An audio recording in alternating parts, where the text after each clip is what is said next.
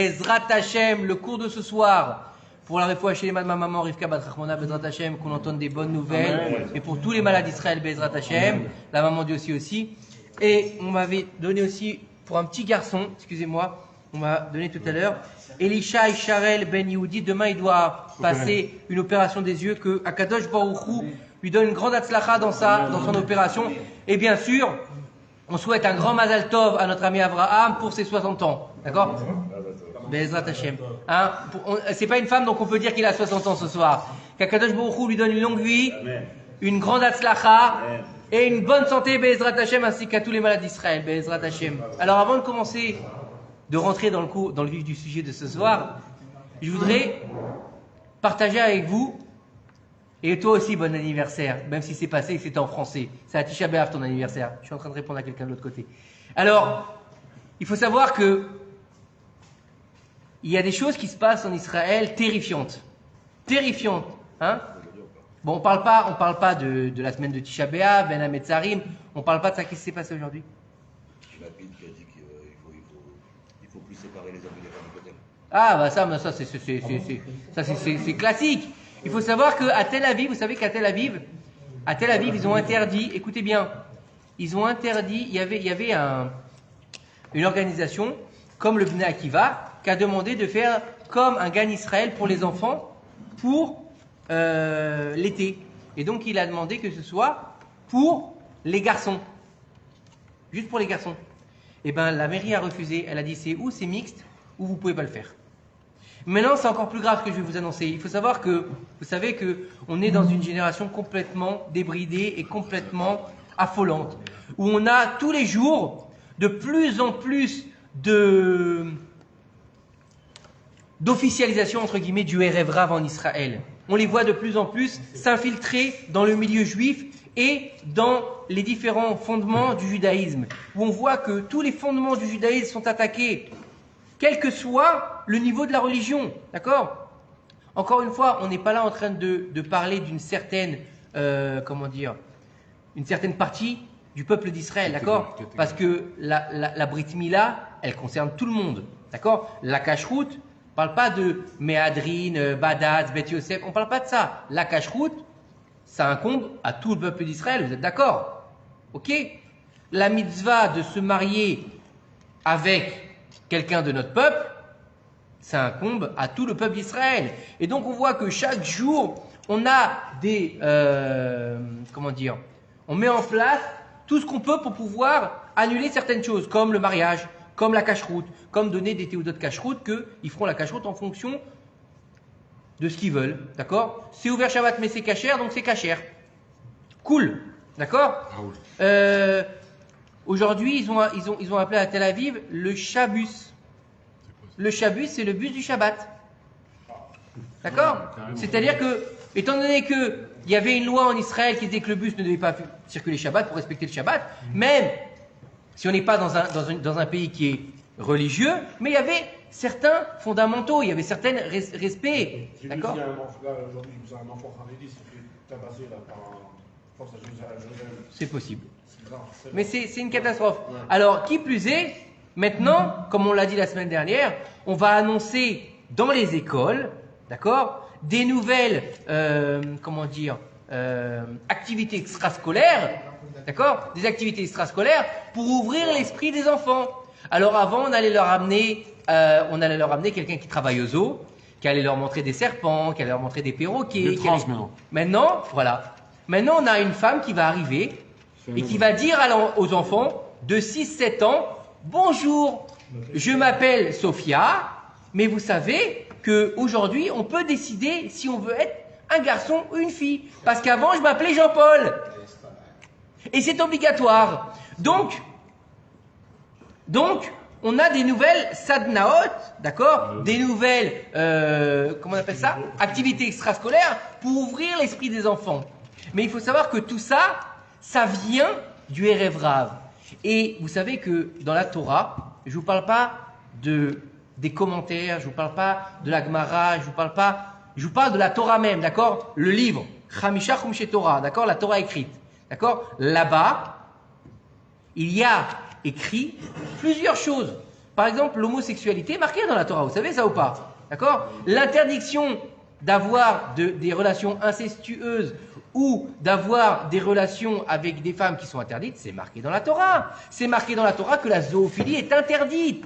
Alors c'est vrai que ça paraît un peu bizarre de parler comme ça à un cours de Torah, mais c'est marqué noir sur blanc. Tu ne verras pas la nudité de ton père, tu ne verras pas la nudité de ta mère, la femme n'ira pas avec un animal. C'est marqué dans la Torah. C'est marqué dans la Torah, je veux dire, ouais, des activités transscolaires, Nahon. C'est marqué dans la Torah. Mais le Inyan, c'est quoi? C'est que tout le Erev Rav, il va nous donner la permission de faire ce genre de choses. Comment est-ce qu'on n'a pas le droit de décider si on veut être une fille ou un garçon? Comment est-ce qu'on n'a pas le droit de décider si on veut se marier avec un juif ou un non-juif? Laura Lénou, je ne sais pas si vous avez entendu, mais il y a un mois, il y a une femme, une juive, d'accord, qui a été portée disparue pendant un mois. Ils l'ont retrouvée, d'accord? Elle avait été égorgée ou je ne sais pas quoi exactement par son mari, qui était un arabe. Et c'est pas là encore il y a 2 jours, une fille a été sauvée par la police israélienne pour un crime d'honneur. Ils l'ont attachée, ils voulaient la brûler vive, une arabe, hein, israélienne, pas une juive. Imaginez le délire.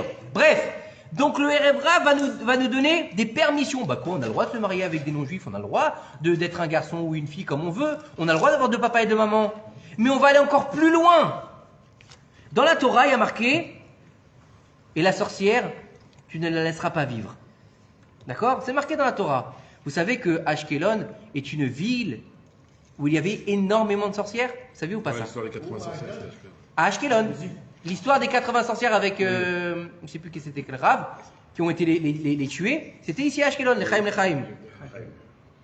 sorcières de Salem. Ouais, les sorcières de Salem. Et les sorcières d'Ashkelon plutôt. C'était une ville de grandes sorcières. Et il faut savoir qu'aujourd'hui, en plein Ben Hametzarim, en pleine 3 semaines de deuil, où c'est la période la plus difficile pour l'âme Israël. Je ne sais pas si vous avez vu les photos de Haïfa ces derniers temps. Haïfa, on peut marcher sur la mer tellement qu'il y a des méduses.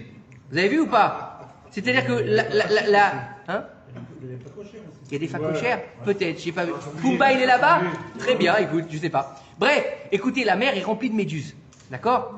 On sait que la période de Ben Hametzarim, c'est la période des méduses. D'accord? C'est la période la plus dangereuse. C'est celle où on va annoncer, Laura Lénou, malheureusement, c'est comme ça toutes les années, le plus grand nombre de décès sur les routes, c'est pendant Ben Hametzarim. Vous saviez ou pas ça? Donc ceux qui sont sur la route, il faut faire très attention. D'accord? Comment dire, les noyades, Laura Lénou. La semaine dernière, il y a une piscine chez un habitant, d'accord? Les gens étaient en train de se baigner, la piscine, elle s'est ouverte, et il y a un mec qui a été aspiré vivant. Non mais vous comprenez le niveau? Le mec, il a été enterré vivant. Vous comprenez le châtiment divin d'être enterré vivant? Lo alenu, c'est Korar Bidiouk. C'est terrifiant, Baruch Haba. On n'est pas mignonne, hein? Bon, malheureusement. Écoutez bien. Et on n'a rien trouvé de mieux à Tel Aviv de fêter la fin du mois, l'Oasis, donc du 27 au 29 juillet, donc mamash, vraiment en plein Ben Hametzarim. Mercredi, jeudi, ouais. D'accord? De faire un festival, d'accord? Un festival de la sorcellerie. C'est bon ça. D'accord? Harry Potter. Donc là-bas, on parle pas d'Harry Potter. On parle pas d'Harry Potter. Écoutez bien le festival. Donc c'est des affiches qui ont été transmises. Alors je vous parle de ça parce que c'est un cours que le Rav Toutou a fait et il a montré les affiches. Je lui ai demandé de m'envoyer les affiches après. Et donc il y a eu dans l'affiche, je vais vous expliquer ce qui s'est passé. Et après je vais vous expliquer que les rabbins se sont levés contre ça. C'est pas genre un festival Harry Potter. On parle pas de ça. On parle pas d'un festival où les enfants vont venir, vont se déguiser en sorcières et vont recevoir des bonbons comme Halloween. Non, on parle pas de ça. On parle d'apprendre aux enfants, donc c'est pour les enfants, hein. Le Rov c'est pour les enfants. On va raconter aux enfants des histoires de sorciers et de sorcières, mais pas de sorcières d'Harry Potter, de sorciers et de sorcières, dans le Maasé, l'activité, donc la magie noire, les jeux pour faire venir les morts, il y a possibilité de parler aux morts, faire venir de la nécromancie. C'est ce genre d'histoire qu'on va leur raconter. On va leur apprendre à faire de la kétorette. Il y a marqué là-bas, la kétorette, c'est-à-dire qu'on va leur faire apprendre comment faire venir le hachal, la fumée que faisaient les sorciers pour parler avec les morts, pour voir des choses. Vous imaginez, à Tel Aviv, 2 jours de festival, pour leur expliquer comment invoquer la Touma. Vous imaginez? Comment invoquer la Touma? C'est-à-dire, vous connaissez là, le jeu, là, Esprit es-tu là? Leur apprendre comment on fait ça. Ah, la table qui bouge. La table qui bouge et des trucs comme ça, d'accord? Comment est-ce qu'on peut leur expliquer qu'on peut regarder dans les organes des animaux, dans les chats, dans les corbeaux? Vous savez ou pas qu'il y a des animaux qui sont des animaux de sorciers? Je sais que les chats. Le chat. La femme chatte. Le chat, oui, exactement. Quand on la brûle avec Le corbeau, c'est l'animal des sorciers. Le cheval, il a un grand pouvoir aussi au niveau de la znout. C'est pour ça que je ne sais pas si vous avez déjà remarqué, quand nos chachamim, dans le Talmud, ils se déplacent, ils sont jamais en chevaux. Vous avez remarqué ou pas? Ils sont toujours avec des ânes. Pourquoi avec des chevaux? Parce que pas avec des chevaux, parce que le cheval, il est un élément de sorcellerie, et qui plus est, c'est un animal qui augmente les pulsions sexuelles. Il y avait une histoire comme ça qui disait que il y a un homme justement qui s'était intéressé au Rav et tout, et il était en train de faire du cheval. Il avait été faire du cheval pendant un tioul comme ça. Randonnée, ouais. Et en fait, il y avait donc devant lui un cheval, tu sais, qui fait le chemin là. Et c'était donc une femme qui était une cavalière qui faisait le masloul, le chemin, d'accord? Le manège. D'accord. Et le mec, c'était un monsieur d'un certain âge. Il devait, je sais pas quel âge il avait. Il avait raconté comme ça le Rav Toutou, il y a quelques années de ça, j'avais entendu. Quelqu'un de très bien, quelqu'un de marié, quelqu'un de calme, quelqu'un qui a une tête bien, tu vois. Il a dit, pendant tout le masloul, j'ai eu envie de la violer, il lui a dit au Rav. Il dit, je comprends pas. Le Rav, il lui a dit, t'étais où? Il lui a dit, derrière, et tout le chemin, je voyais l'arrière-train du cheval. Il lui a dit, c'est pour ça. Vous imaginez le niveau?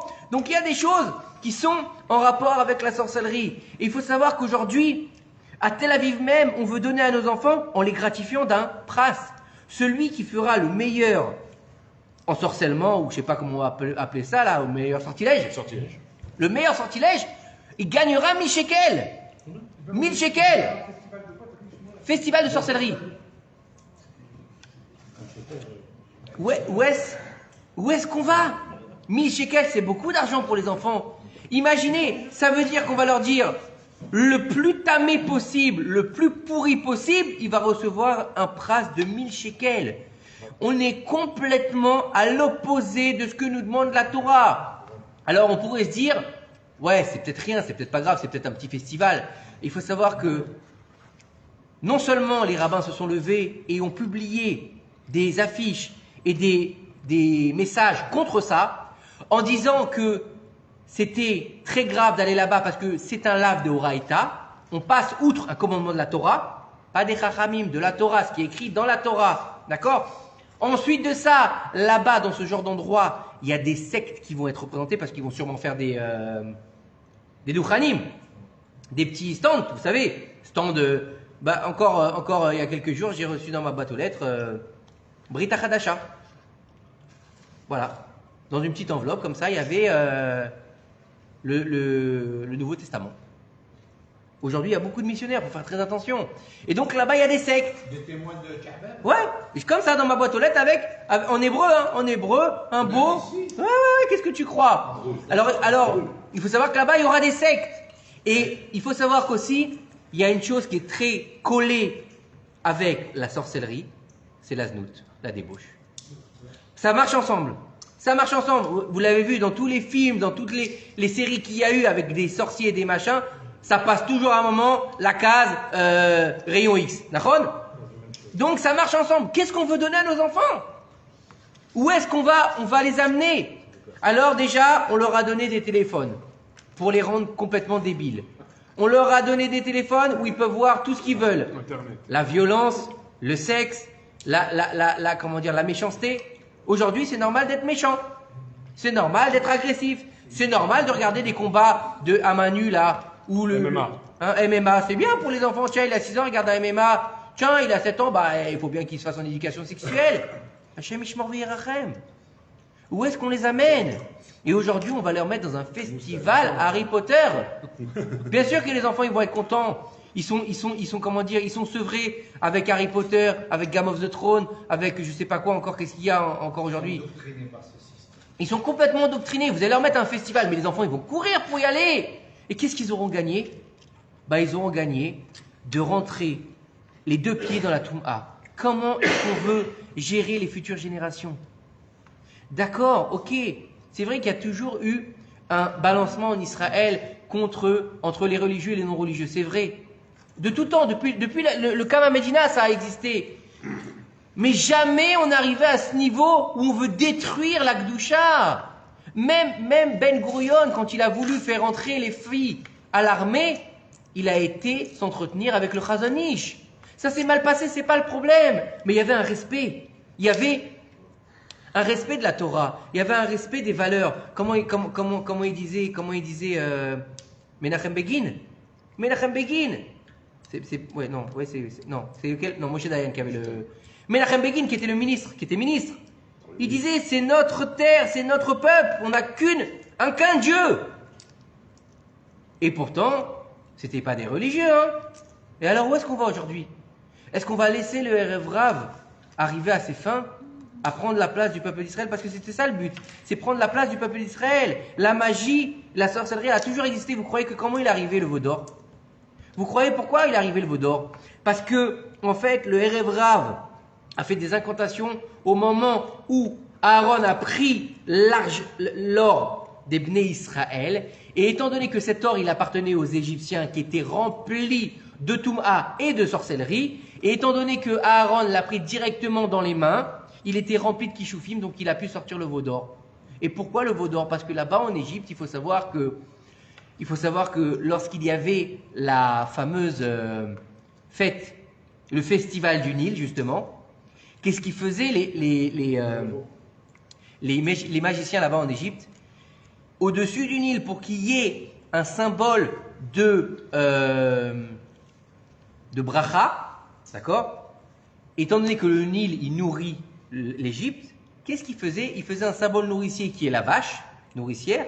Donc il faisait une vache avec des ailes en or qu'il faisait voler au-dessus du Nil en avodazara pour le Nil. Vous avez compris le niveau? Donc c'est de là qu'il vient le veau d'or. Pourquoi ils ont voulu un veau? Pourquoi un veau? Bon, toute l'unité le sait bien sûr, mais il faut comprendre que quand on entend ces choses-là, les rabbinim se sont levés en disant que c'était un endroit de Toum'a, de danger pour les enfants, de grand danger pour nos enfants. Aujourd'hui, on doit se mettre dans l'alerte, quel que soit notre niveau de religion, quel que soit, pour ça que j'en ai parlé aujourd'hui, parce qu'on a tous, qu'on soit père ou grand-père, on a une responsabilité au niveau de nos enfants et nos petits-enfants. Pourquoi? Parce que ce genre de choses, ça paraît inoffensif, ça paraît anodin. Tu vas voir la fiche comme ça, il y a quelques petites sorcières sur des balais en haut, tu dis tiens, on est en vacances. Dafka, ils ont fait pendant les vacances, où les enfants sont livrés à eux-mêmes, où les enfants s'ennuient. Tiens, il y a un festival, papa, tu peux m'emmener? Bon, bah tu sais quoi, je vais prendre un jour de vacances, on va aller au festival. Le père, il sait rien. Et pour lui, c'est rien. C'est juste un festival de sorcellerie. Bon, ils vont le déguiser en sorcier, ils vont lui donner des bonbons, ils vont l'appeler Harry Potter, il va avoir une baguette magique et on vient de lire la paracha de Bilham. Et de Balak, c'était quoi Bilham et Balak? C'était des sorciers. Un dans l'action, un dans la bouche. Comment il a fini? Comment ils ont fini dans la paracha de la semaine dernière? La paracha de Matot? Ils sont tous morts. Ils sont tous morts. Et j'ai eu une très très belle explication par rapport à ça. Il faut savoir que qui est-ce qui a tué qui a tué Bilham, pardon? C'est Pinchas. Pinchas, il a commencé, il faut qu'il finisse. Et comment il l'a tué? Il faut savoir que Bilham c'est un sorcier. Il a volé vers le ciel. Il a volé vers le ciel au moment où Pinchas, il a voulu l'attraper. Et Pinchas, il a fait redescendre. Il a dit que le Midrash nous dit que les 2 bras de Balak, ils se sont transformés en 2 blocs de pierre. De Bilham, en 2 blocs de pierre, il a commencé à voler dans les airs. Comme un oiseau.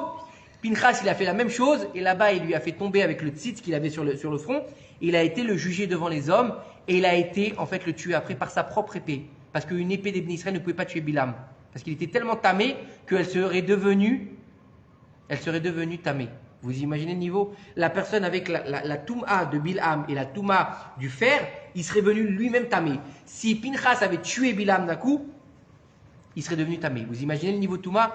Et l'explication du Midrash, il lui dit que pourquoi est-ce qu'il a transformé ses bras en pierre, en 2 blocs de pierre, et pourquoi il est jusqu'au Kissa Kavod? Ils lui disent parce qu'en fait, son niveau à Bilham, c'était qu'il était aussi Rouhani, puisque c'était le plus grand prophète des nations. Il a dit, moi je suis d'accord avec la Torah, mais la Torah du ciel, sur terre je fais ce que je veux. Ça vous rappelle qui ça? C'est exactement ce qui s'est passé à Hanouka. La pensée grecque c'était quoi? Je veux bien étudier la Torah comme une philosophie, mais le soir j'ai besoin d'aller dans une bacchanale. Pareil Bilam, il lui dit, moi la Torah d'en haut, j'ai 2 tables, deux bras qui se transforment en blocs de pierre, c'est 2 tables de la loi, mais la Torah d'en haut, les tables de la loi d'en haut. Et Pinchas, il lui dit, on a aussi 2 tables de la loi, mais c'est la Torah d'en haut, il le prend et le jette par terre. Pourquoi il le prend? Pourquoi il le tue pas là-haut? Tue-le là-haut directement dans les cieux. Non, parce que notre Torah, elle est divine, mais elle nous incombe aussi sur terre. Et donc on a besoin de la faire descendre sur terre pour la vivre où? Sur terre, ou sinon on est des anges. Donc c'est pour ça qu'il a besoin de le tuer sur terre. Vous comprenez le niveau? Donc, pourquoi c'est très grave? Parce que de prendre des enfants qui sont innocents, des enfants qui sont le futur du Ham Israël, des enfants qui sont là pour continuer la massorette qui est là depuis Avraham Avinu, qu'est-ce qu'on va leur apprendre? Comment faire des incantations? Comment faire de la fumée pour faire du vaudou? Comment faire une poupée vaudou? Comment lire dans des boyaux de chat? Comment appeler les morts? Malheureusement, il y a assez de babas qui font ça. À la Réunion, il y a beaucoup de ça. À la Réunion, bon, on n'est pas là. Haïti. Mais à la Réunion aussi, quand il Donc, Shaoul et la sorcière, bien sûr. Le vaudou, c'est. Donc, il faut comprendre que il faut faire attention à ce genre de choses. Et c'est pour ça que je voulais qu'on en parle ce soir et que Bezrat Hashem, les gens aussi, l'écoutent, cette petite mise en garde et cette petite parenthèse sur les sorcières. Alors, messieurs, la semaine dernière, on avait commencé avec une jolie explication au niveau de Rachel et Léa par rapport à Tikkun Chatzot et par rapport à la Shrina dévoilée, la Shrina, messieurs s'il vous plaît, et la Shrina cachée. Et vous savez que ça ne s'arrête pas là. C'est-à-dire que ça, c'est les prémices du début de l'histoire d'Israël. Et que, vous êtes avec moi? Oui. Et que chaque matriarche, son but, c'est de construire le peuple d'Israël en ayant des enfants. Le but de chaque matriarche, c'est de mettre en place une descendance sainte. N'oubliez pas une chose, Abraham, il a eu 2 enfants. Un, il est obsolète, il s'appelle Ishmaël, il est avant la Brit Mila, il l'a rejeté de chez lui, d'accord? Le deuxième, qui s'appelle Yitzhak, il est après la Brit Mila et c'est celui qui prend la descendance, d'accord? Yitzhak, il a 2 enfants, un qui s'appelle Esav, qui refuse le job, d'accord? Qui se pervertit et qui devient notre plus grand ennemi. Et le deuxième, il s'appelle Yaakov, qui lui va être Naki, pur complet, et il réussit à faire les 12 tribus qui sont les fondements du monde, comme on l'a expliqué la semaine dernière, qui sont 12. Pourquoi? Parce que ils sont en référence avec les 12 mois de l'année, avec les 12 heures du jour, avec les 12 heures de la nuit. D'accord? Donc on avait expliqué tout ça la semaine dernière. Maintenant, il faut savoir que les Bnei Israël, les enfants d'Israël, avant qu'ils deviennent un peuple, ils étaient des tribus. Et avant de devenir des tribus, ils étaient des enfants. Et qui est-ce qui a dévoilé le nom de ces tribus? C'est leur mère, leur propre mère, ils les ont appelés. Comment elles les ont appelés? Elles les ont appelés par Ruach HaKodesh. Léa, elle a nommé ses enfants. Rachel, elle a nommé ses enfants. Sauf le deuxième qui a été donc changé dans son nom. Elle l'a appelé Ben Oni, d'accord? Et Yaakov l'a appelé Binyamin, d'accord? Maintenant, c'est elle qui a nommé les enfants de sa servante aussi. Et c'est Léa qui a nommé les enfants de sa servante. Donc, elles ont appelé leurs enfants par Ruach HaKodesh. Écoutez bien ce que nous disent nos Chachamim. C'est exceptionnel. Vous savez bien que les matriarches n'ont pas choisi le nom de leurs enfants au hasard. D'accord? Et nos sages nous disent que Réhouven, le premier des patriarches, quand sa mère l'a nommé, elle a dit: Réhouven, voici un fils m'est donné pour mon mari. Maintenant, ça va être mon mari. N'oubliez pas qu'il y a cette histoire de Sanoua, Léa et Sanoua, c'est pour ça qu'elle n'a pas été Léa, à la base, elle était stérile comme Rachel. Toutes les matriarches étaient stériles. Pourquoi elles étaient stériles? Parce que Akadosh Baruch Hu a voulu qu'elles tombent enceintes, pas normalement. Pourquoi? Pour pouvoir faire une coupure avec l'endroit d'où elles venaient. D'accord? Sarah, elle venait de la Touma, donc il fallait qu'elle soit complètement stérile pour pouvoir qu'elle ait comment dire, qu'elle tombe enceinte miraculeusement. Rachel, n'oubliez pas que son père, qui c'est? Rachel, son père, c'est Bethuel, le père de Rachel. D'accord? Pas le père de Rachel, Bethuel, c'est le père de Rivka, pardon. Le père de Rivka. D'accord? Et Rachel est là, leur père c'est Lavan. Lavan, d'accord? Nos sages nous disent c'est le serpent de la faute originelle. Donc imaginez bien le mot, d'accord? Donc il fallait qu'il y ait une coupure. Par contre, comme Léa, il s'est Noah, et n'oubliez pas qu'elle a prié pour devenir la femme de Yaakov et pas celle de Esav, d'accord? Donc elle était stérile, mais tout de suite, Dieu, il a ouvert sa matrice. Et elle a dit Réhouven. Et le deuxième, elle appelait Shimon. Et le troisième, elle appelait Lévi. Et le quatrième, elle appelait Yehuda. D'accord? J'ai fait un petit récapitulatif rapide. Pourquoi des quatre? Parce que c'est deux qu'on va parler ce soir. Réhouven, ça vient du mot lirot. Et Dieu, elle a dit, Dieu, il a vu mon affliction. C'est pour ça qu'il m'a donné un fils. D'accord? Puisque le fils, c'est la bracha, Ben Zachar. Pourquoi? Parce qu'il continue le nom du père. D'accord? Après, le deuxième, elle a appelé Shimon. Shimon, c'est quoi? Lishmoa. Dieu, il a écouté mon cœur. Et que c'est pas fini. Lévi, après, elle l'a appelé Lévi. Elle a dit, Lévi, c'est les lavotes pour accompagner. Je vais tout définir juste après, mais soyez avec moi, c'est exceptionnel. Et le quatrième, pas le dernier, mais le quatrième, elle appelait Yehuda, du langage léodote, remerciement. Jusque-là, tout va bien, vous me suivez? Réhouven, donc il est en rapport avec les yeux. Shimon, il est en rapport avec les oreilles. Ici, le Avnei Issachar, qui était un grand rave, il nous rapporte quelque chose d'exceptionnel. Il nous dit on sait que chez l'homme, on a 5 sens. D'accord? Tout le monde est au courant. Ça, c'est pas de la Torah, c'est de la nature, on va appeler ça. D'accord? On a les yeux, on a les oreilles. Donc, voir, écouter, sentir, parler et manger. D'accord? Et toucher. Donc, c'est les 5 sens. D'accord? Mais on sait on a 2 sens qui sont très développés et très, comment dire, très... Ah, l'instinct. Ouais, non, très, comment dire, portés vers la faute, qui sont les yeux et la bouche, et les yeux et les oreilles. Les yeux et les oreilles. Les yeux et les oreilles. La bouche après, mais les yeux et les oreilles. Tout ce qu'on entend, ça rentre et c'est dangereux. Et tout ce qu'on voit, velo taturu achare levavchem va'achare enechem, un lave de oraïta, de pas aller envers ses yeux, c'est la Torah qui nous le dit. D'accord? Le premier s'appelle comment? Réhouven. Réhouven, écoutez bien. Il dit ici, le Avnei Issachar, il nous dit que les sens de la vue et les sens de l'écoute, d'accord, ils sont entre Réhouven et Shimon. Et ils sont les sens les plus importants, d'accord, dans les mois, écoutez bien pourquoi c'est important pour nous, dans les mois de Tammuz et Av, les mois dans lesquels on est. Tammuz et Av, c'est Rosh Chodesh si Dieu veut, jeudi soir. Jeudi soir, c'est Rosh Chodesh, d'accord? Donc, juste une petite parenthèse, d'accord? Cette année, il n'y a pas de Shavua Shechalbo, d'accord? Puisque le jeûne a été repoussé au dimanche. Par contre, Shavua Shechalbo, ça ne veut pas dire qu'il est permis de manger de la viande. Shavua, à partir du lendemain de Rosh Chodesh Av, on n'a pas le droit de manger de la viande ni de boire du vin jusqu'au lendemain de Tisha B'Av, sauf pour Shabbat. Par contre, tous les autres niveaux, c'est-à-dire de ne pas laver le linge, de ne pas mettre d'habits propres, de ne pas se doucher à l'eau chaude, de ne pas se raser et de se couper les cheveux, on a le droit. Même si se raser et se couper les cheveux, vaut mieux éviter. Au moins jusqu'après Tisha B'Av. Oui. Et le psaume, c'est du coup de obligatoire ou pas? Il est obligatoire. Demain soir, Mais non. À partir de Motza et Shabbat cette année, puisque jeudi soir c'est Rosh Chodesh, vendredi c'est Rosh Chodesh, Rosh Chodesh, on a le droit de manger de la viande. Shabbat, on a le droit de manger de la viande. Donc à partir de samedi soir, on n'a plus le droit de manger de la viande jusqu'au lendemain de Tisha B'Av. D'accord? Le vin, l'Avdallah, tu as le droit de le boire. Oui, le vin de l'Avdallah, oui.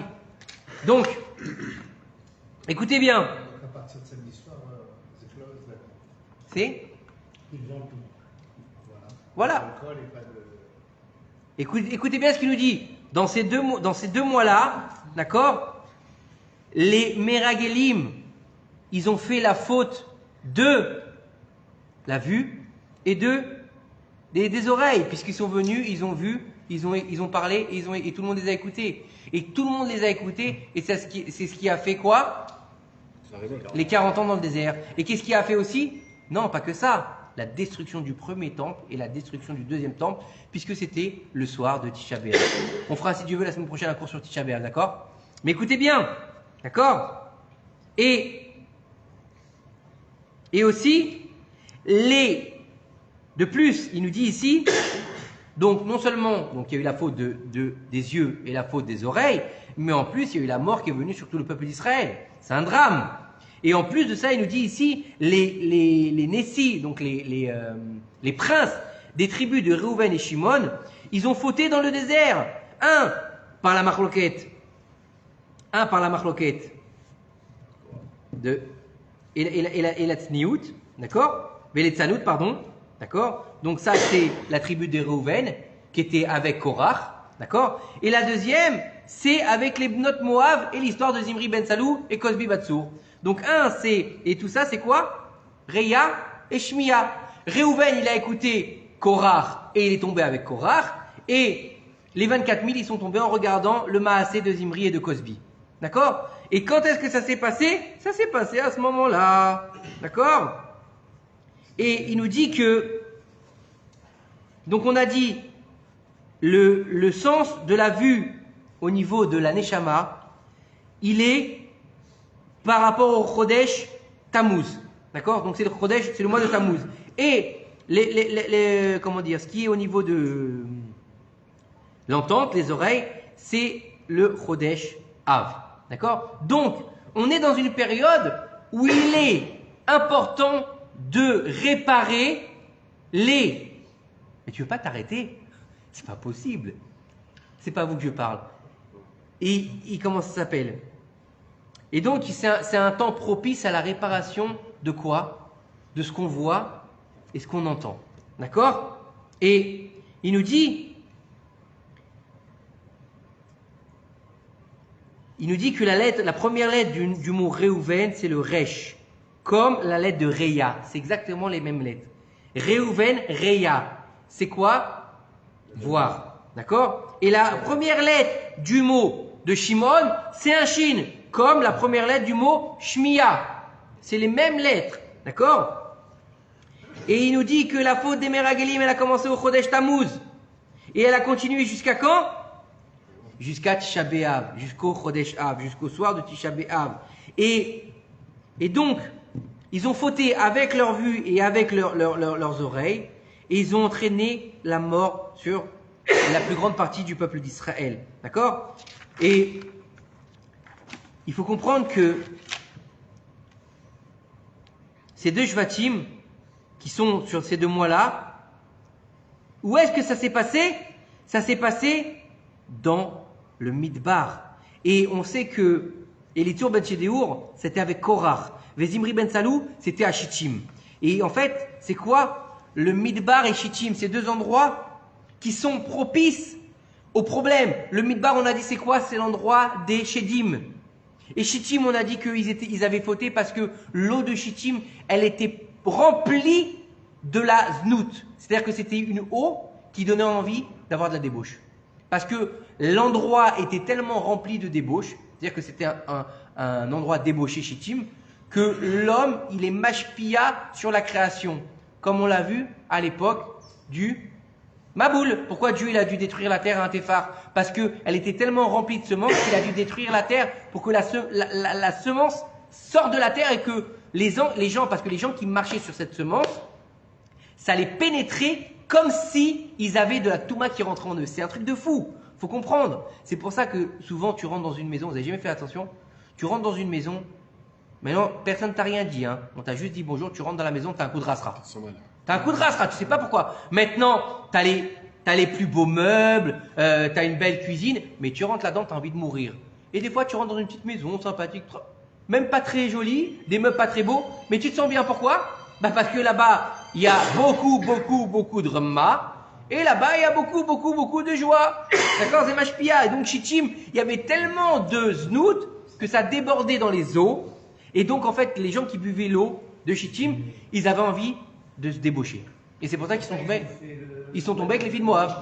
Ils sont tombés avec les filles de Moab. Non, c'est pas pareil. C'est du bois de Shittim qui venait de Beersheba. Non, c'est du bois de Shittim qui vient de Beersheba. Il les a pris à Beersheba là-bas. Yaakov, avant de partir en Égypte, il les a pris de Beersheba. Regarde bien là-bas. D'accord? Maintenant, il faut savoir que on a un inyan de le premier des enfants, il s'appelle Réhouven, donc de faire le tikkun des yeux. Le deuxième, il s'appelle Shimon, c'est le tikkun des oreilles. Donc garder ses yeux, garder ses oreilles. Ne pas regarder de choses interdites, ne pas écouter de choses interdites. Bien sûr, ne pas dire de choses interdites. Ça, c'est va de soi, c'est du béaba. D'accord? Et il faut savoir que le troisième enfant qu'elle a eu, il s'appelle qui? Il s'appelle Lévi. Lévi, en fait, il est particulier. Quand sa mère, elle a vu Lévi, elle a eu une bonne chose. Parce que n'oubliez pas une chose, c'est comme elle avait le roi Hakodesh, elle a vu que le premier, il allait avoir l'histoire avec Korach, et le deuxième, il allait avoir l'histoire avec Zimri. D'accord? Elle l'avait vu déjà. D'accord? Donc Lévi, les lavot. D'accord? Elle a dit à Pa'am, Ata Pa'am, Yelave Ishi Elai. Mon mari, il va être avec moi. Les deux, il n'est pas encore complètement collé à moi. Parce qu'il est encore avec son histoire que je ne suis pas vraiment la préférée. La femme préférée, d'accord? Mais là, elle a 3 enfants. N'oubliez pas que Rachel, elle n'a pas d'enfant pour le moment. Elle a Kara. D'accord? Donc ici, avec Lévi, c'est-à-dire que elle se dit que, voilà, je me rapproche le cœur. Par contre, nos sages nous disent, Lévi, c'est pas elle qui l'a nommé. Il y en a qui disent c'est Akadosh Baruch Hu qui l'a nommé, et il y en a qui disent que c'est Akadosh Baruch Hu, il a envoyé l'ange Gabriel pour le nommer. C'est pour ça que il y a marqué que lorsqu'il y a marqué Yaakov, et il y en a qui disent que c'est Yaakov Avinu. Il y a marqué là-bas, normalement il y a marqué Kara, et là-bas Vatikra. Il y a un langage, des fois c'est Kara Shemo, ou Vatikra Shemo, c'est pas pareil.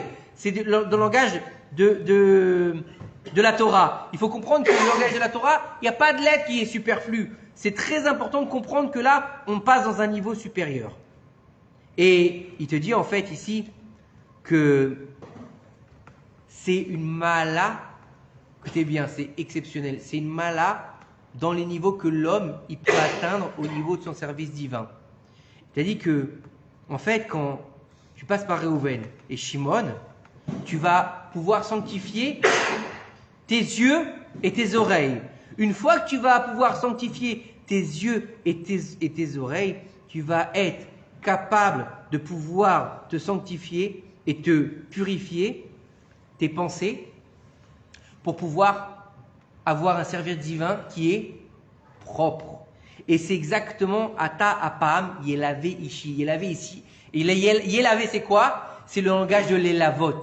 L'Elavot, c'est quoi? Accompagner. C'était quoi les Lévi'im? C'est ceux, donc déjà, bien sûr, c'est ceux qui vont donner la Keuna. Donc elle a vu par Roi HaKodesh que Lévi, il allait recevoir attendez, je vais vous dire ça tout de suite pour ne pas vous dire de bêtises. Les 24 cadeaux de la Keuna, d'accord? 24 cadeaux de la prêtrise. Il y a eu beaucoup de choses au niveau de la prêtrise. Les habits, les maaserot, les troumot, etc. D'accord? Il y a eu beaucoup de choses. Le Lévi, il est à part dans le peuple. Et le Kohen, encore plus à part. Et d'où il vient le Kohen? Il vient de Lévi. D'accord? Et en fait, Lévi, c'est qui? C'est celui qui est responsable du service dans le Mishkan et dans le Beth Amikdash. Donc c'est celui qui va être le lien entre le peuple et Dieu. Donc en fait, c'est celui qui va accompagner le peuple vers le service divin. Yelavé, comment on appelle le moment où quelqu'un mort? Une levaya. C'est quoi une levaya? C'est accompagner le mort vers sa demeure. D'accord? Accompagner, c'est une levaya, l'élavot. Échelle, Abraham, il avait planté échelle, Béber Sheva. C'est quoi échelle? Achila, Shtia, levaya. C'est quoi? Non seulement il leur donnait à manger, il leur donnait à boire, mais il les raccompagnait. C'est pour ça qu'on dit celui qui ne raccompagne pas ses invités, c'est comme si, Esh. Il reste que le Esh, il est Chayav Mita. Donc c'est très important. Et en fait, elle dit là, Léa, elle dit, lorsqu'un homme il va se sanctifier dans ses yeux et dans ses oreilles, il va pouvoir avoir un service divin qui est pur. Et donc, il va pouvoir se rapprocher de la Gdusha, d'Akadosh Baruch Hu. Qui est-ce qui n'a pas fauté? Les Lévi'im. Mil Hachem est là, il leur a dit Moshe Rabbeinu. Qui pourrait être Hachem? Qui est avec Hachem? Quand ils ont fait le Vaudor, il a dit qui est avec Hachem? Tout de suite, les Lévi'im se sont levés. Et qu'est-ce qui s'est passé? La tribu de Réhouven, il a perdu la Bechora. Nachon? Qui est-ce qui devait servir dans le Beth Amikdash? Les premiers-nés. C'est les premiers-nés qui devaient servir dans le Mishkan et dans le Beth Amikdash. Ils ont perdu parce que ils ont laissé leurs yeux et leurs oreilles avec Zimri et avec Korach. Et avec le Vaudor, bien sûr. Et en fait, c'est quoi? Le fait d'avoir ces marchavot théorotes, lorsque tu vas pouvoir sanctifier ton service divin, tu vas avoir les marchavot qui sont théorotes. Plus tes pensées vont être pures, plus tu vas pouvoir te rapprocher d'Akadosh Baruch Hu. Plus tu vas te sanctifier, plus tu vas monter dans les niveaux de Gdusha. Et donc plus tu montes dans le niveau du Gdusha, plus tu es proche d'Hashem Yitbarach. Et en fait, lorsque tu vas te rapprocher d'Hashem Yitbarach, tu peux enfin appeler ton fils Yehuda. Yehuda, c'est le 4e fils. Le 4e fils, pourquoi elle l'appelle Yehuda? Mince, quel rapport? Rachel, Léa, Bilha, Zilpa sont les mères du peuple d'Israël. Vous êtes d'accord avec moi? Même si on appelle les Imaot que Rachel et Léa. Bien sûr, ça arrive qu'à Bilha et Zilpa, elles sont, on va dire, mises de côté. Jusqu'à Biat HaMashiach. À Mashiach, j'avais lu un mamar qui disait que après Mashiach, Bilha et Zilpa seront considérés aussi comme des Imaot. Sauf qu'en fait, lorsque tu prends les initiales de Bilha, Zilpa, Rachel et Léa, ce sont les Rachetevot, ce sont les initiales de Barzel. Et Barzel, c'est Machemevi et Tamita. Le Barzel, c'est ce qui donne la mort. C'est pour ça qu'il est interdit de mettre le Barzel sur le Mizbeach. Et donc, en fait, étant donné qu'aujourd'hui, on est dans ce Inyan d'avant Mashiach, on est encore dans le Inyan de la mort, donc on ne peut pas mélanger tout ça. C'est pour ça que Bilha et Zilpa ne sont pas rentrées en tant que Imaot. D'accord? Mais elles ont donné naissance. Bien qu'elles étaient sous Rachel et Léa, mais elles ont quand même donné naissance à Gad, à Adan, Nachon. Elles ont quand même une part. Mais il faut savoir que, étant donné qu'il y avait 4 femmes, Yaakov, il devait y avoir une division exacte.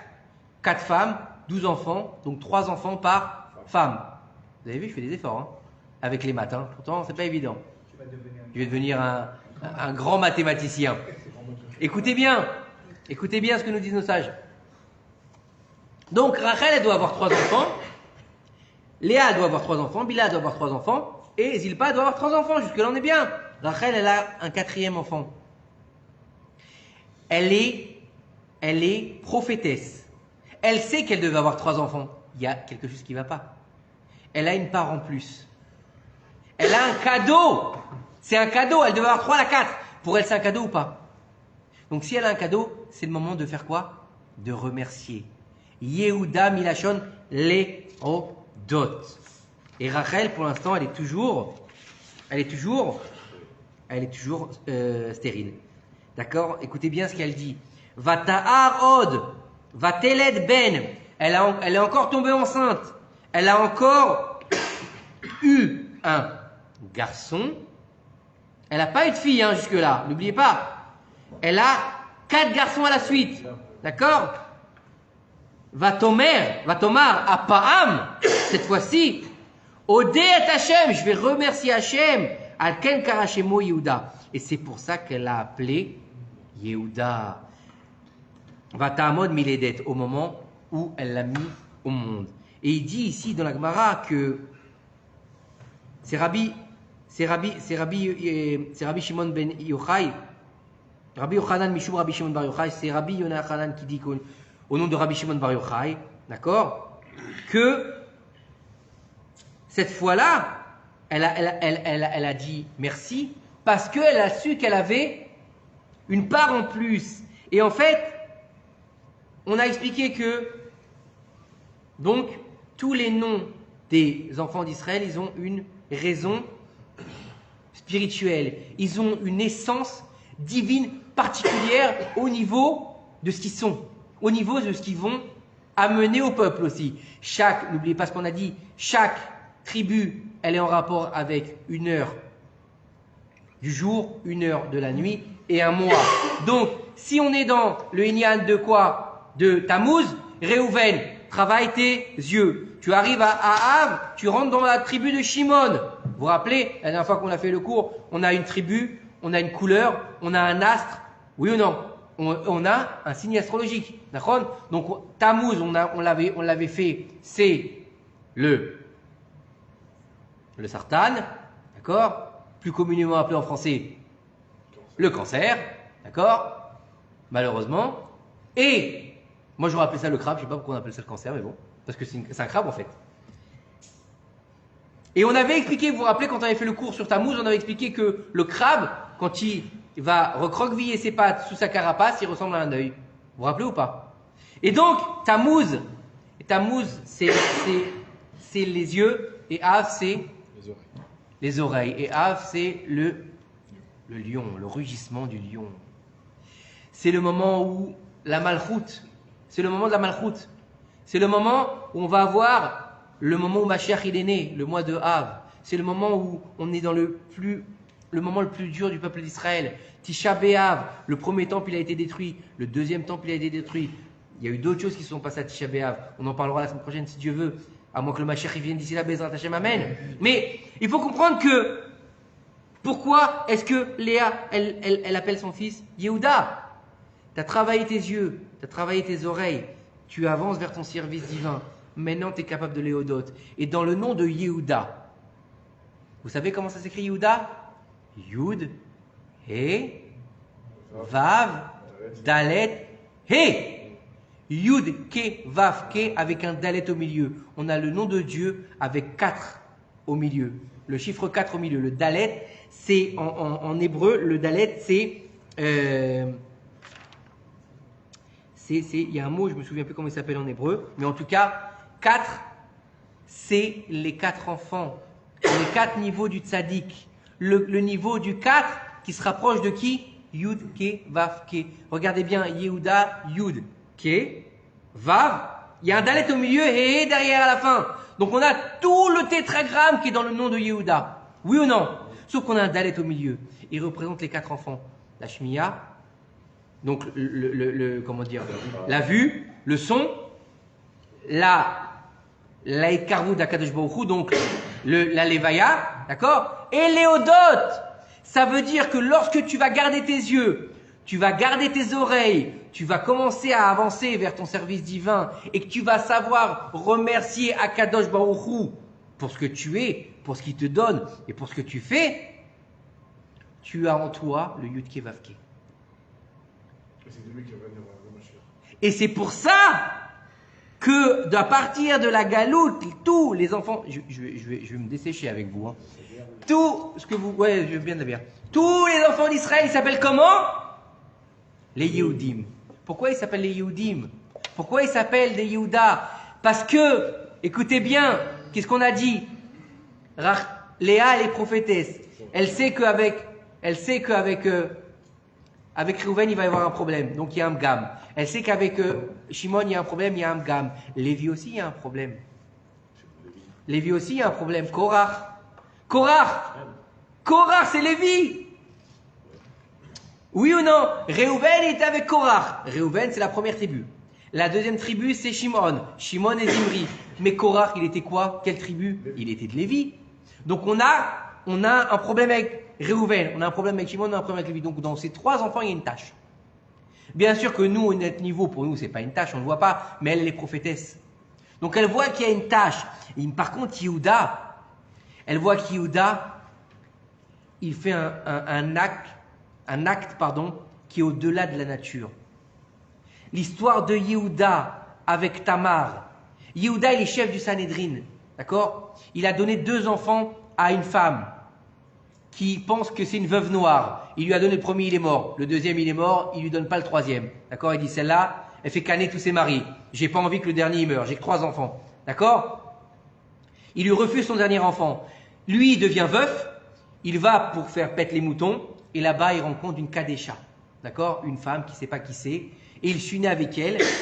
Et il s'avère que 3 mois après, on vient lui dire, t'as Bru, qui était censée être dans la maison de son père, en attendant que tu lui donnes Sheila, ton fils, pour qu'elle se marie avec lui. Elle est enceinte! Donc elle s'est prostituée! Une prostituée dans la Torah, c'est pas forcément une dame qui attend sur un trottoir de l'argent. D'accord? Que ce soit bien clair. C'est un autre niveau. D'accord? Donc, on va pas rentrer là-dedans aujourd'hui, mais faut pas penser prostituée, d'accord? Le plus vieux métier du monde. Maintenant, il faut comprendre une chose. Tamar, il lui dit, elle s'est prostituée. Il lui dit, amenez-la, on va la brûler. Il est marqué dans la Torah, si une fille elle se prostitue, on va la lapider. D'accord? Vous savez, tout le lien des bétoulottes. Si elle a dit qu'elle était vierge, qu'elle n'est pas vierge, on dit qu'on va la lapider. D'accord? Parce qu'elle a fait honte à son père, etc. Bon, on va pas rentrer là-dedans parce que c'est des lois très compliquées, surtout qu'on fait plus ça aujourd'hui, et qu'en plus de ça, on risque d'avoir pas mal de gonzesses qui disent quoi? Si elle est pas vierge, bien sûr. Non, c'est pas comme ça, c'est pas simple. On va pas se mettre à lapider les filles qui sont pas vierges, chasvé shalom.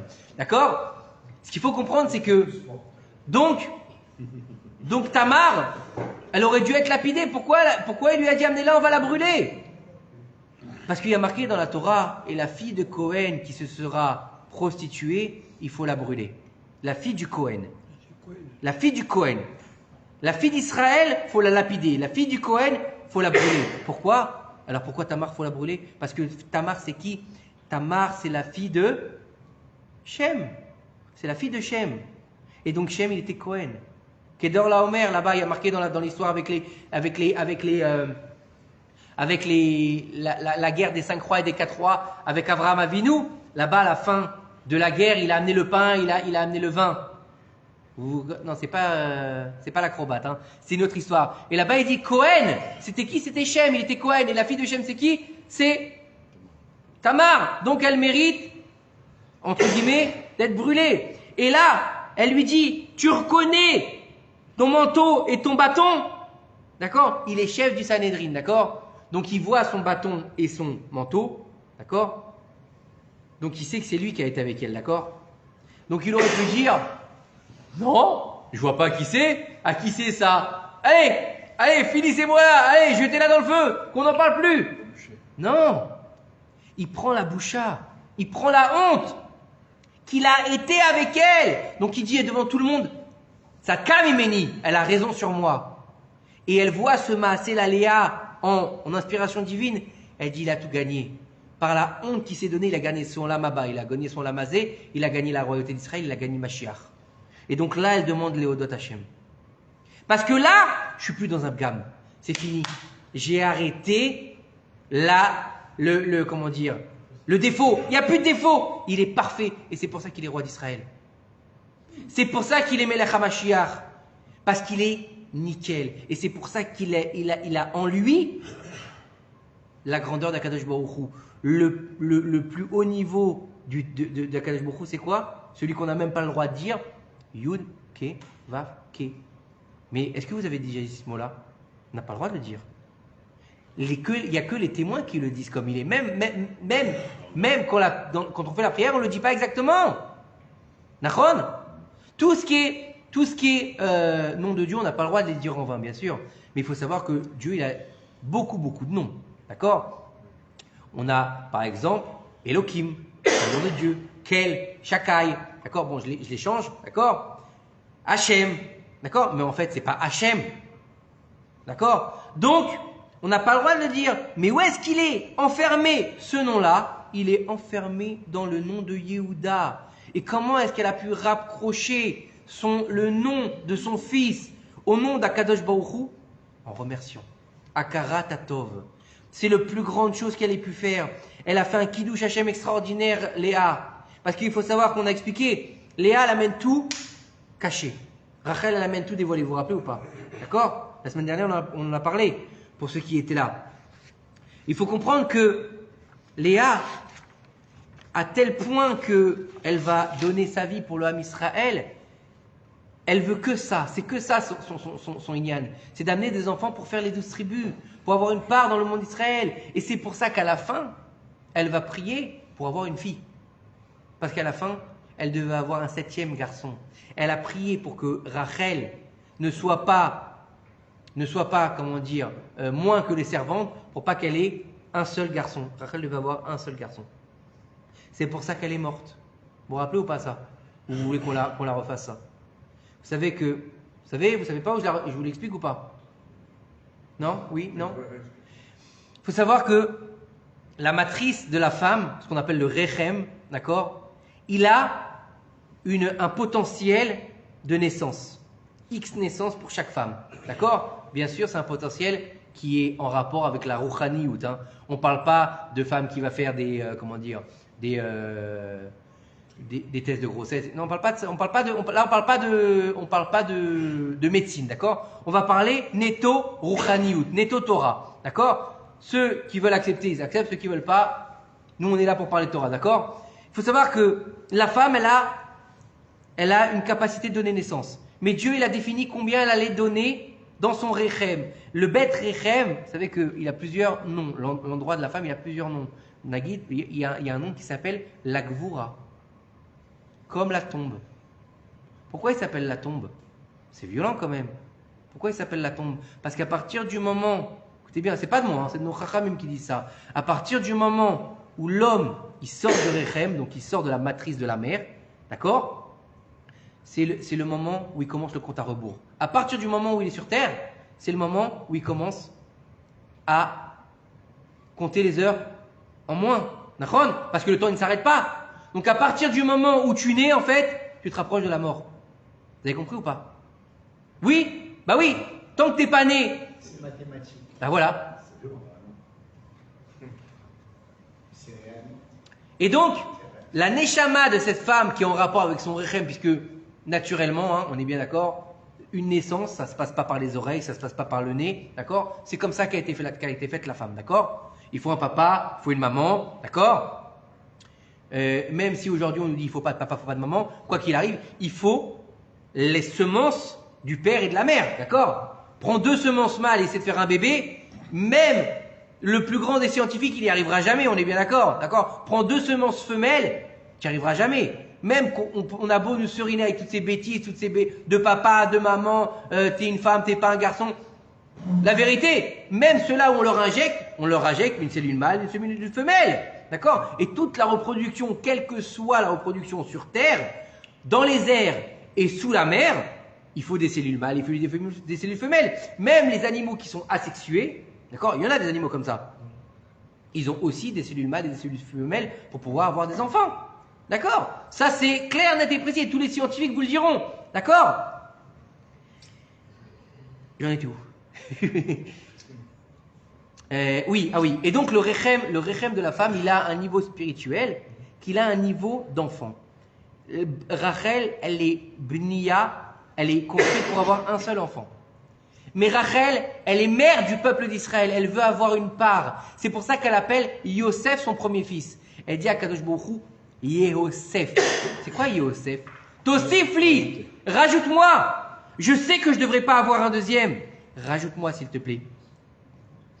Mais Rachel, écoutez bien, c'est énorme. Mais Rachel, elle n'a pas la capacité dans son rechem d'avoir un deuxième enfant. Elle ne peut pas avoir de deuxième enfant. Mais elle va quand même donner à naissance un deuxième enfant.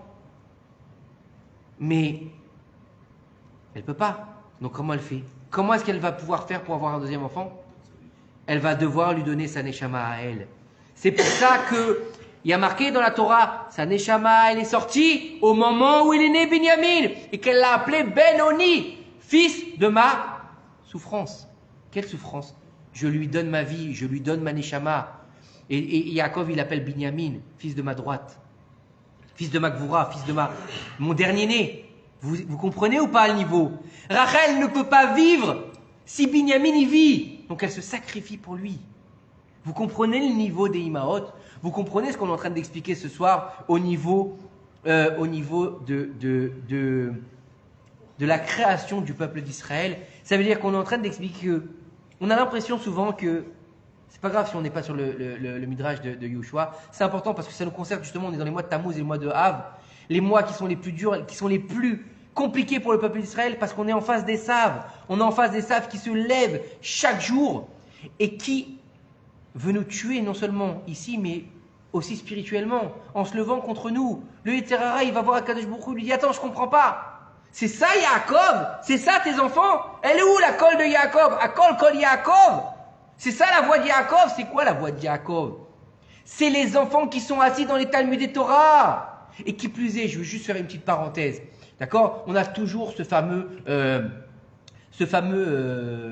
controverse entre oui, l'armée et la yeshiva et les religieux qui font pas l'armée, etc.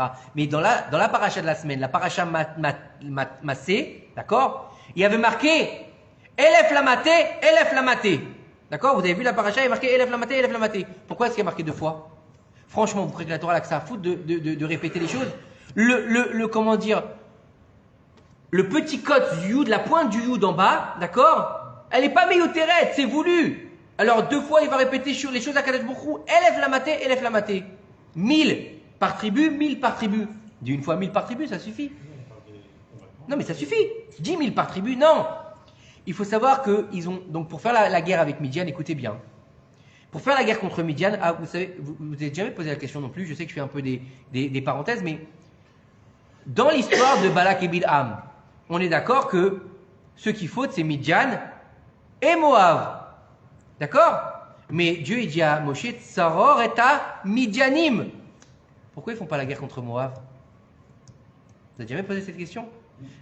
Midian et Moab, ils sont responsables de ce qui s'est passé avec les Bnot Moab, les filles de Moab, la Znout, Zimri Ben Salou, les 24 000 qui sont morts. Pourquoi est-ce qu'ils ne font pas la guerre contre Moab? Parce qu'à la base, c'est Balak. Balak, c'est le roi de Moab. C'est le roi de Moab. De Moab, Midian. À Moab. Pourquoi ils ne font pas la guerre contre Moab? Aussi, que Midian. Vous n'avez jamais posé cette question? Vous n'avez jamais titillé? Parce qu'ils ne peuvent pas faire la guerre contre Moab. Parce que de Moab et de Balak, il va descendre qui? Ruth. S'ils font la guerre contre Midian, ils tuent le Mashiach. Contre Moab, ils tuent le Mashiach. Midian, il n'y a rien là-bas. Il n'y a rien. En plus, Yitro, il a fait tchouva. Il n'y a pas besoin. D'accord? Donc, j'en étais où? Oui. Elef Lamaté. 1000 qui vont au front et 1000 qui prient pour ceux qui vont au front. Et ça a toujours marché comme ça.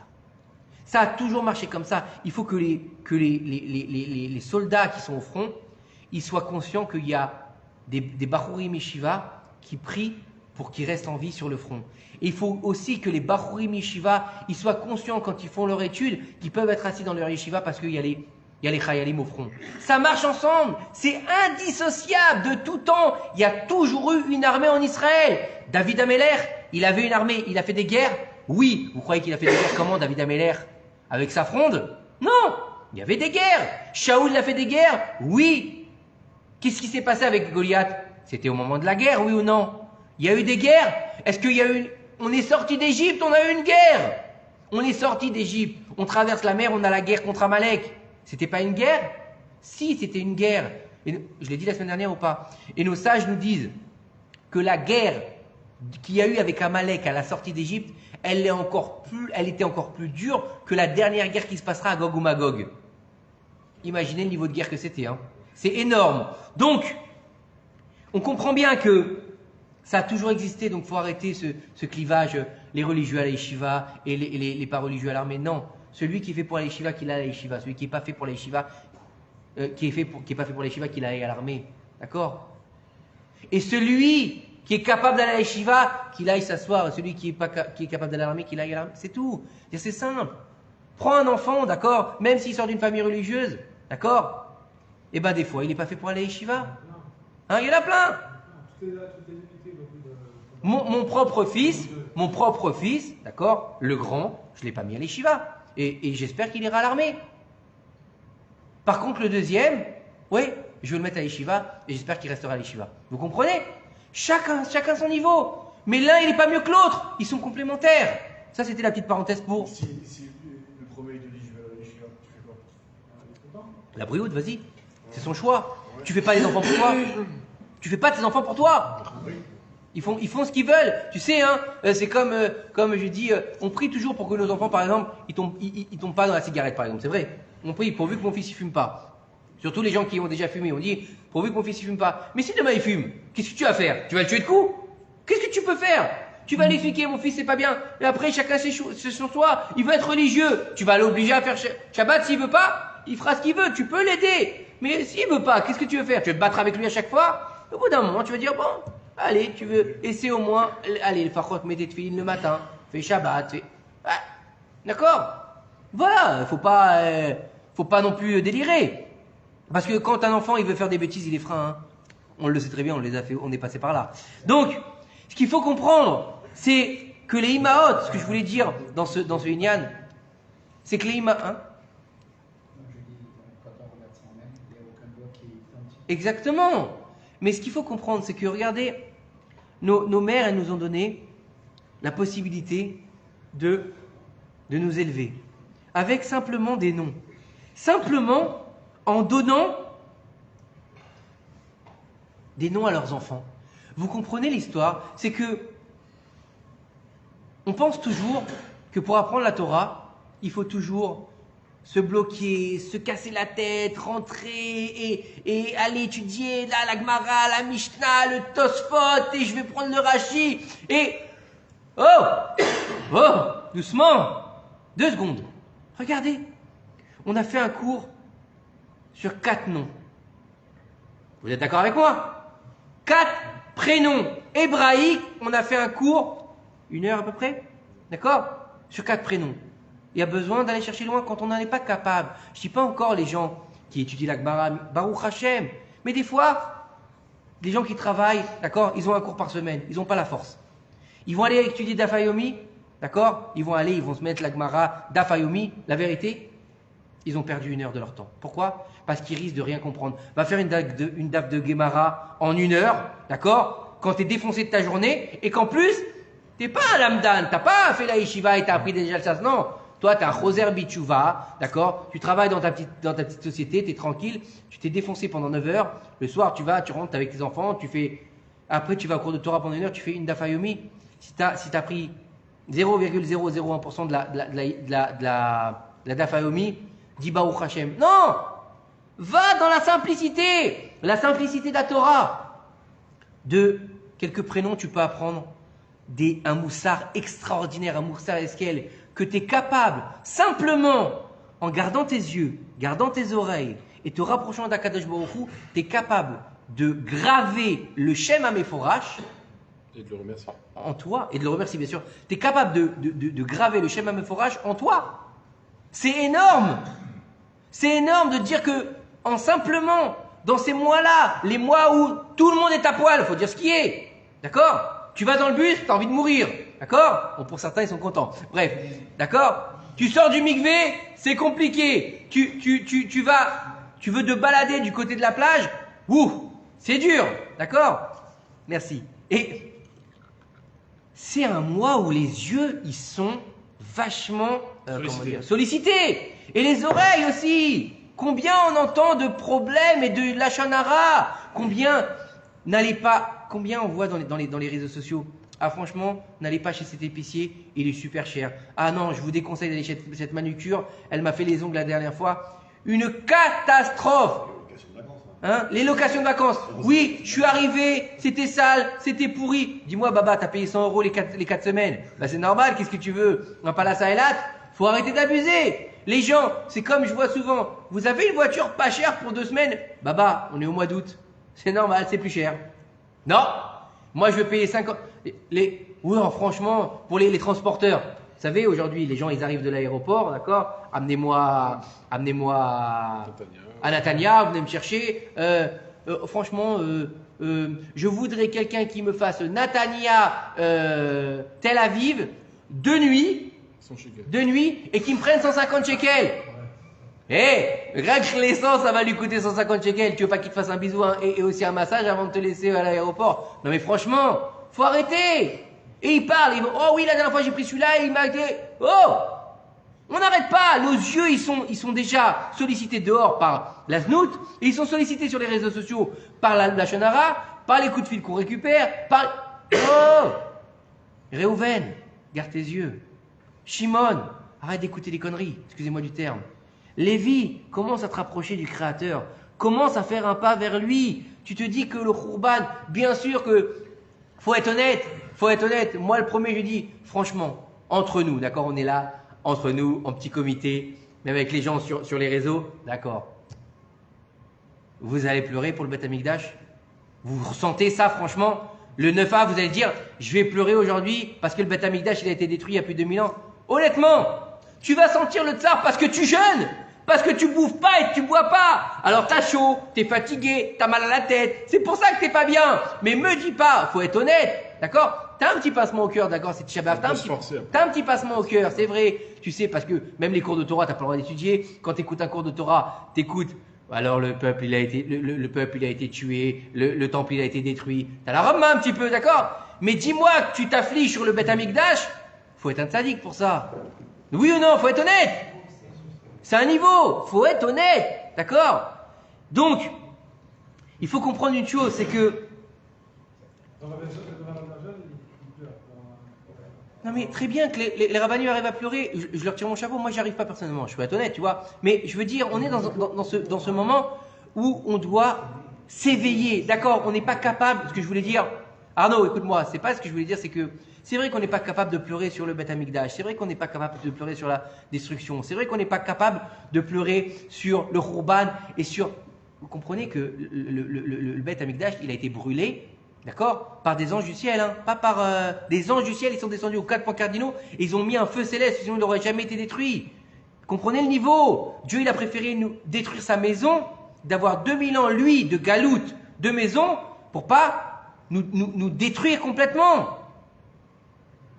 Et c'est vrai que s'affliger, c'est compliqué. Ressentir le 9 Av, c'est compliqué. Ressentir le 17 Tammuz, c'est compliqué. Ben Hametzarim, c'est compliqué la vérité. Tu vas au travail, tu vas regarder Internet, tu vas aller t'acheter des choses, d'accord? Tu continues à faire tes courses. Tu fais ton Shabbat. Tu regardes ta télé. Nachon? Bon, il y en a qui écoutent la musique, il ne faut pas écouter la musique. Nagid, tu n'écoutes pas de musique. Allez, t'enlèves la musique. T'as ressenti le Ben Hametzarim? Ah, tu fais un peu plus attention. Je vais pas à la plage parce qu'il y a les méduses. Dis-moi que tu vas pas à la plage parce que c'est Ben Hametzarim. Non, je vais pas à la plage, j'ai pas envie de me faire piquer. Honnêtement, c'est vrai ou c'est pas vrai? Donc, qu'est-ce que tu ressens? Mais Dieu, lui, il est en galoute. Ça fait plus de 2000 ans qu'il n'a pas de maison. Que la Shrina, elle se repose au-dessus du kotel. C'est le seul endroit où elle a jamais quitté. Donc, tu te dis quoi? Allez, je ressens pas cette souffrance. Mais quand même, je suis une Neshama. Je suis un juif. J'ai conscience de la période dans laquelle on vit.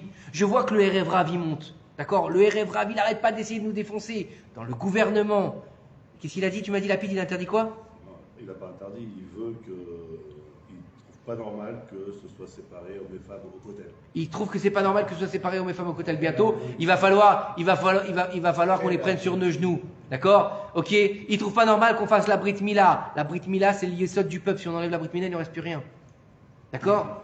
Ils veulent qu'on enlève le mariage juif. Non, mariage civil en Israël. La conversion, qu'elle soit plus une conversion rabbinique, qu'elle soit une conversion d'État. D'accord? Bonjour madame, je voudrais être juive. Oui, comment vous appelez? Je m'appelle tel. Bah maintenant vous vous appelez Sarah, d'accord? Donnez-moi 3500 shekels. Vous vous appelez Sarah, allez vous marier. Oh, ça va? D'accord? On va dans un restaurant, mais vous croyez que c'est juste parce qu'il est fermé Shabbat qu'il est cachère? Si le mec, d'accord, il achète la viande cachère, le lait cachère, d'accord, le fromage cachère, d'accord, et il te fait un mixte, ça s'appelle lave de Horaïta, lo tevachel gedi bachalavimo. Il est cachère? Bah attends, la viande elle est cachère, le fromage il est cachère. C'est cachère! Je suis fermé Shabbat.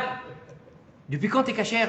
D'accord? Vous savez la halachot qu'il y a sur le fait de nettoyer les salades, comment dire, les œufs, de nettoyer, de faire les vérifications du riz.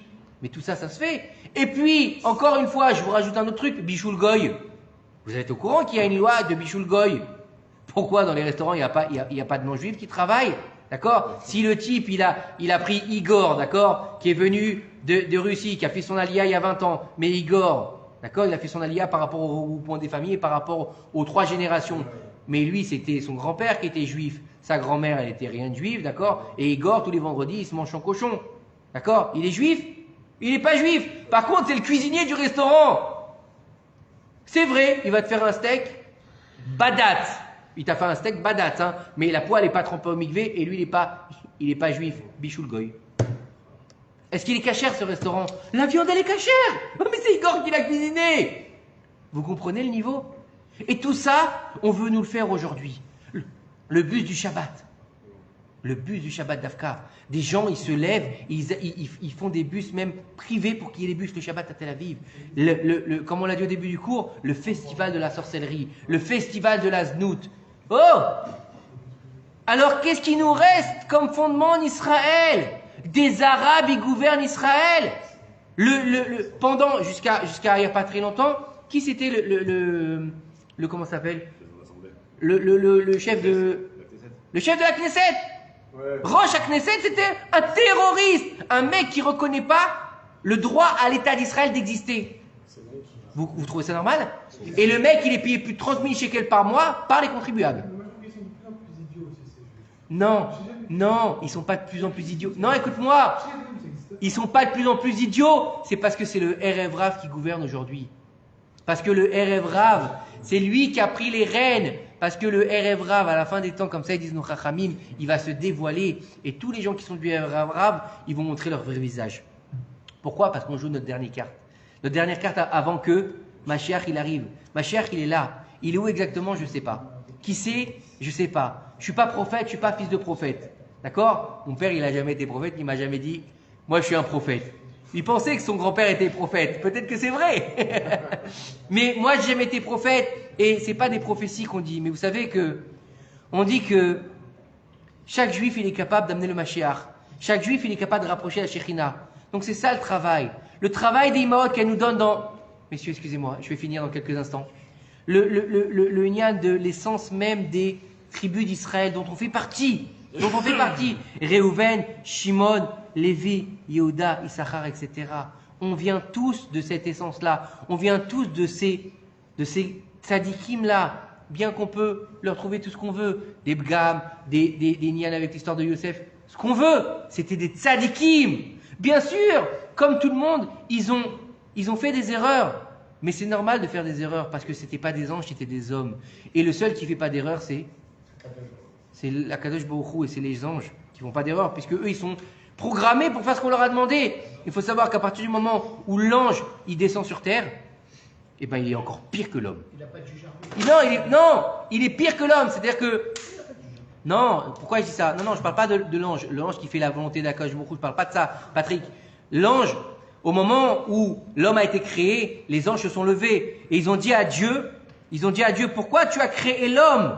Pourquoi tu le laisses sur terre alors qu'il fait que des bêtises? Regarde, tu l'as mis sur terre, d'accord, premier homme, ça fait comment dire? Ça fait pas longtemps qu'il est sur terre, il est déjà parti en cacahuète, d'accord? Tu as déjà été obligé de le sortir du Gan Eden, d'accord? Ensuite, toutes les générations, elles sont descendues. Ils ont fait la Vodazara, l'autre il a tué son frère, d'accord, le premier meurtre. Après, ils ont fait de la Vodazara. Après, ils ont fait Gilou Yarad, Tfirout Damu. Ils ont fait tout ce qu'on voulait, d'accord? D'accord? Pour finir, Dieu a détruit le monde à cause de l'homme. Oh! Les anges, ils ont dit à Dieu, tu sais quoi? T'as fait une bêtise de créer l'homme. Envoie-nous à la place de l'homme, tu vas voir, nous, on va être au top. On va pas faire une seule bêtise, rien. On va être la perfection au masculin. D'accord? Ils sont descendus sur terre, d'accord? Et ils sont devenus les Néphilim. C'est quoi les Néphilim? L'Ipol, c'est tombé. C'est-à-dire qu'ils sont devenus des anges déchus. Ils sont devenus pires que les hommes. Ils ont vu les filles de, on dit que c'est les filles de Tuval Caïn. Les filles de Tuval Caïn qui étaient exceptionnellement belles. Ils ont vu les filles de Tuval Caïn. Ils ont tourné la tête, ils ont pété les plombs, ils ont donné naissance aux géants. Og Melech Habashan. Ils ont donné comment dire? Et Sichon et Og, c'était les enfants des géants. Et on va les retrouver avec Bilam quand il va demander à parler aux Nechashim. D'accord, les serpents. C'est qui? C'est les anges déchus. Donc ils sont devenus encore pires que les hommes. C'était des anges. Alors nous, on n'est que des hommes, donc on a le droit à l'erreur. Mais vous savez, c'est qui le tzaddik? On va finir là-dessus. C'est qui le vrai tzaddik? Le vrai tzaddik, c'est pas celui qui est dans la maison d'études toute la journée, et qui étudie, et qui donne des brachot, et qui connaît le chasse par cœur. C'est pas celui-là le vrai tzaddik, d'accord? Bien sûr, il y en a des grands tzaddikim. Baruch Hashem, on en a. Baruch Hashem, on a aujourd'hui, comment il s'appelle un aria? Rabbi David Abouchatzera, c'est Kodesh Kodashim, d'accord? Le Rabbi Shayo Pinto, on en a, Baruch Hashem, la famille Abergel, on en a, Baruch Hashem, des grands tzaddikim, d'accord? Mais je parle du vrai tzaddik. Le tzaddik du peuple, c'est qui? Le tzaddik du peuple, nos sages, ils nous disent, pas moi, hein, pas Shmuel. Nos sages nous disent, le vrai tzaddik, c'est celui qui tombe et qui se relève cette fois. C'est celui qui tombe. Ça veut dire que il a voulu faire teshuva, il a avancé vers Akadosh Baruch Hu, mais à un moment donné, il est tombé. Quelle que soit la faute qu'il a faite, il est tombé dans la znout, il est tombé dans dans la bouffe, il est tombé dans la paresse, il est tombé dans la violence. Par où tu veux, il est tombé. Il n'y a pas de problème. Mais il se relève. Il se relève à chaque fois. Quelle que soit l'adversité, il se relève à chaque fois. Et quand il se relève à chaque fois, c'est lui le tzaddik. C'est lui le vrai tzaddik, parce que plus il va se relever, et plus il va se rapprocher d'Akadosh Baruch Hu. Et plus il va se rapprocher d'Akadosh Baruch Hu, plus il va pouvoir graver le Yud Kevavke en lui. Baruch Adonai l'olam. Amen ve amen.